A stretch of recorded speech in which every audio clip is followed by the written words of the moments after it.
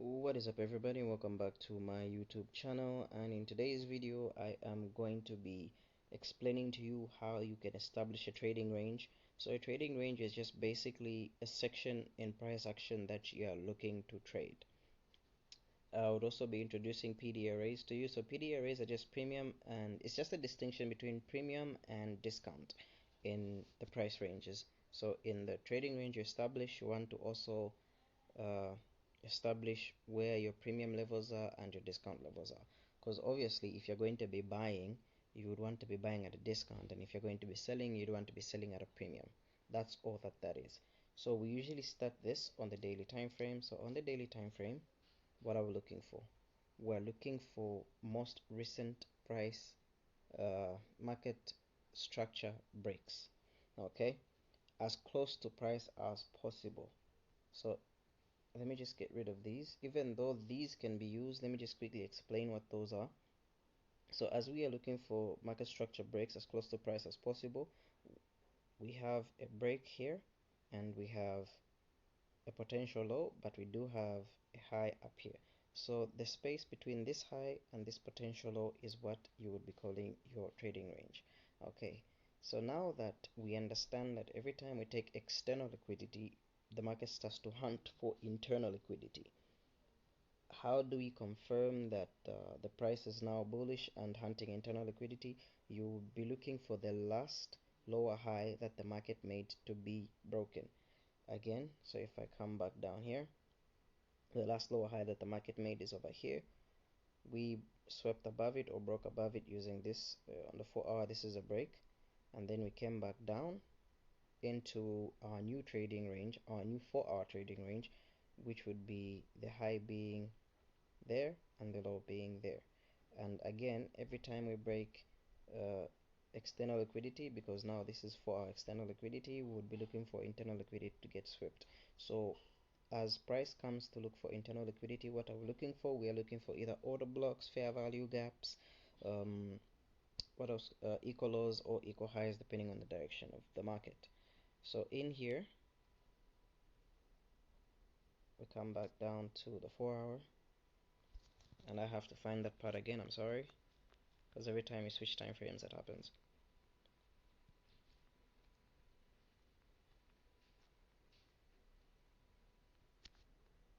We come back down to here. Okay, so now that I am here, let me just quickly explain or show you how to plot a PD array. So a PD array, we use a Fibonacci. So a Fibonacci, we take everything else out and we just leave the 0, the 0.5 and the 1.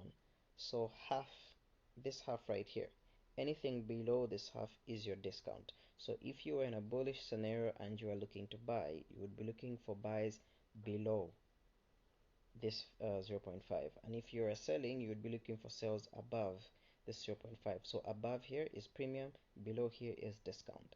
So now that we established that we broke above this, making a market structure shift on the 4-hour, our new trading range is this high to this low. So assuming we are here, where could we potentially be going to? So I see an order block and it extends below the 0.5 or the 50% of the fib level. So the market does come back down below here. Now you could either buy right here and put your stops all the way down here at the low, or you could do the exact same thing you did on the daily time frame, wait for a market structure shift, which happens right here, creating a new trading range, which is here to there, and then market pulls back, taking these equal lows right here, and guess what happens? Market starts to push to the upside. We break above that high, creating a new high. So this low and that high become our new trading range.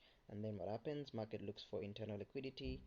We take these lows and we take these relatively equal lows right here, creating more equal lows, which we later then sweep with this leg right here. So notice how we have this and this within the larger move, so within this leg.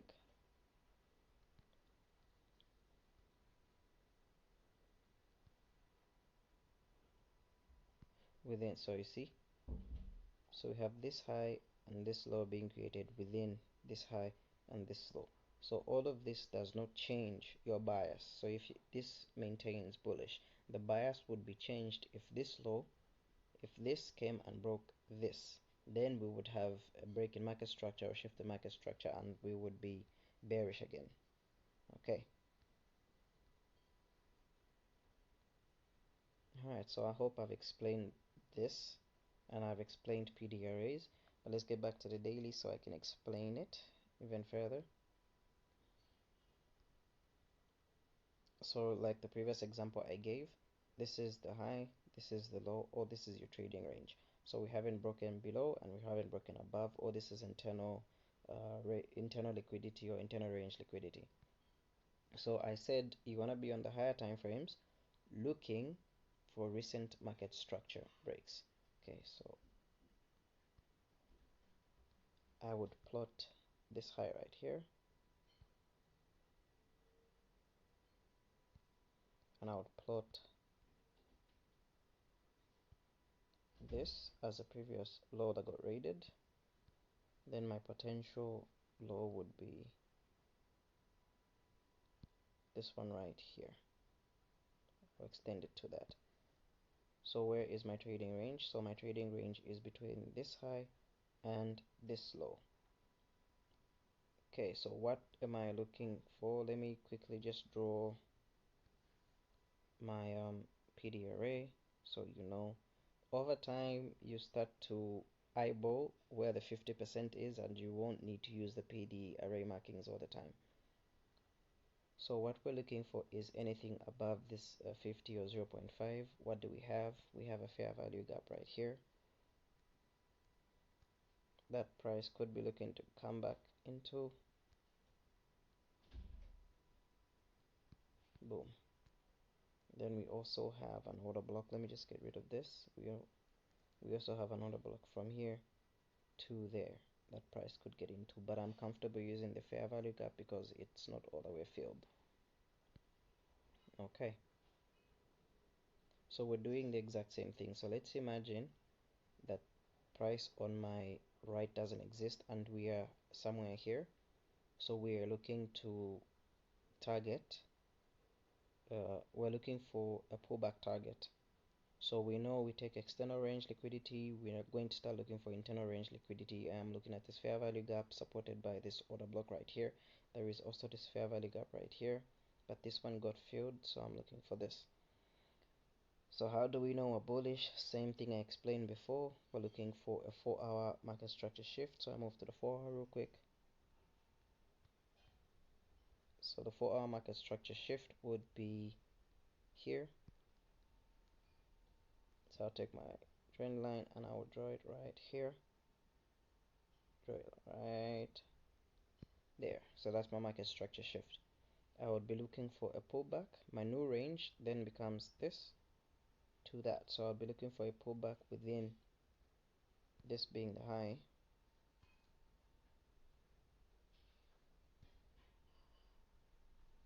So my new range would be between this high and this low. So I'll be looking for pullbacks within that.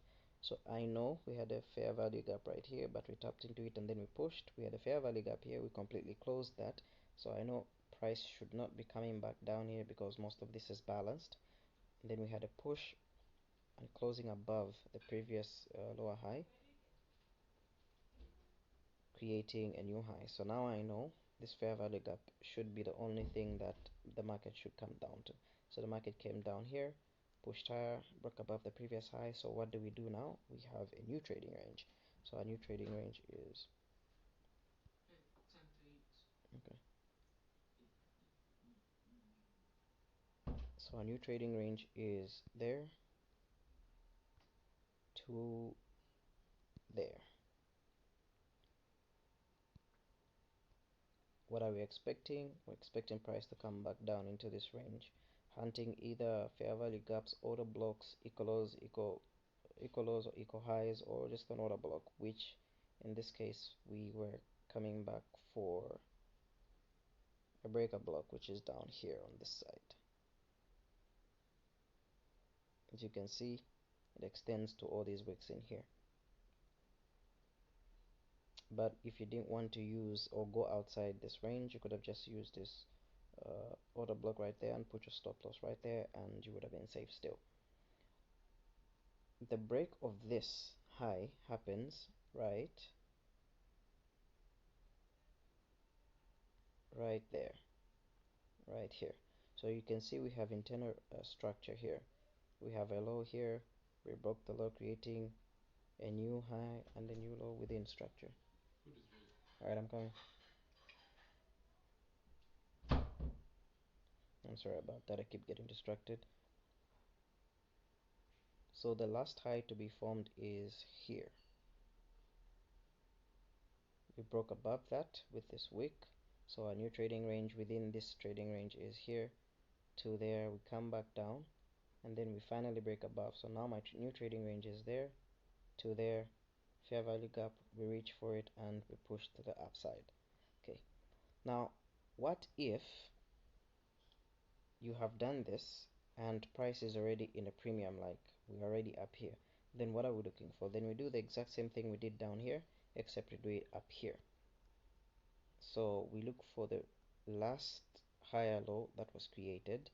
In this case, on the 4-hour, would be this one here. So you draw that out, stretch it, boom. So we had a break and close, and then we had the market push to the upside. What do we have? We have a fair value gap, which we violated. What else do we have? We have an order block right here. So I'm gonna draw that out. And price does respect the 50% of that order block, and we continue selling to the downside. Okay, so I hope I have given you plenty of ways of establishing trading ranges. Trading ranges could happen on different time frames, from daily to the 4 to the 1 hour, but we use the daily because we want to trade the internal structure of the larger time frame of the daily trading range. Okay, and bias is just the direction in which you expect the market to head. So if we were here, I would have an unconfirmed bullish bias. My bullish bias would be confirmed by us taking the last lower high here, and then I would say we have a confirmed bullish bias into our premium levels, which are up here, and there's a fair value gap in our premium level. That's all that it is. Okay, so if you enjoyed this video, please remember to leave a like, subscribe to my channel, and I will see you in my next video.